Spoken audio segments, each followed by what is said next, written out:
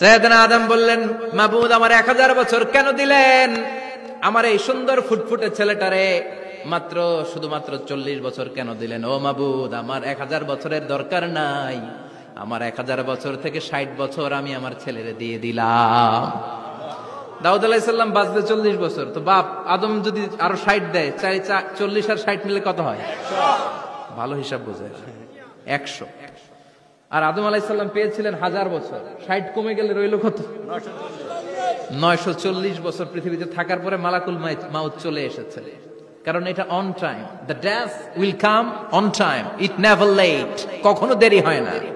আল্লাহ বললেন, লিকুল্লি উম্মাতিন আজালুন ফাইদা জাআ আজালুহুম লা ইস্তাখিরুনা সাআতান ওয়ালা ইস্তাকদিমুন। মৃত্যুর একটা নির্ধারিত সময় আমি বেঁধে দিয়েছি, অন টাইম, অন টাইমেই চলে আসে, 1 সেকেন্ড আগেও আসবে না, 1 সেকেন্ড পরেও আসবে না।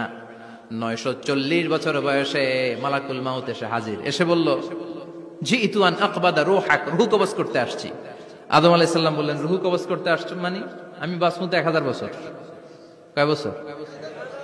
মালাকুল মাউত বললেন, না না, ওই যে আগের কথা স্মরণ করেন, আপনি 60 বছর দিয়া দিছিলেন। কয় না, আমি দেই নাই, আমি আরো বাঁচুম, আরো 60 বছর পাওনা আছি, আমি দেই নাই। মালাকুল মাউত বললেন, আপনি দিয়েছেন? আদম বলে, দেই নাই। মালাকুল মাউত বলে, আল্লাহ ঘটনা দেখেন, দিয়া কয় দেই নাই। আল্লাহ কয়, থাক, কথা কইস না, আয়া পড়। সুবহানাল্লাহ পড়েন। নাসিয়া আদম ফানাসিয়া বানু, ভুলে গেছেন উনি। আমরা ভুলে যাই, আমরা খেয়ে বলছি খাই নাই, নিছিলাম পকেটে, কয় নেই নাই। এরকম ডাকাইত আছে না নাই? নাসিয়া আদম ফানাসিয়া বানু, বিশ্বনবী বললেন, আদম ভুলেছে তো তার সন্তানরাও ভুলে যায়।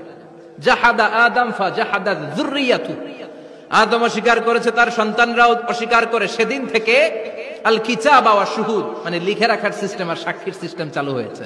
সুবহানাল্লাহ পড়েন। সুবহানাল্লাহ।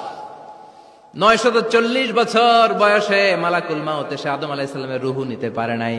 উনি 1000 বছর যখন হয়েছে তখন এসে সাইয়েদনা আদম আলাইহিস সালামের রূহ কবজ করেছে।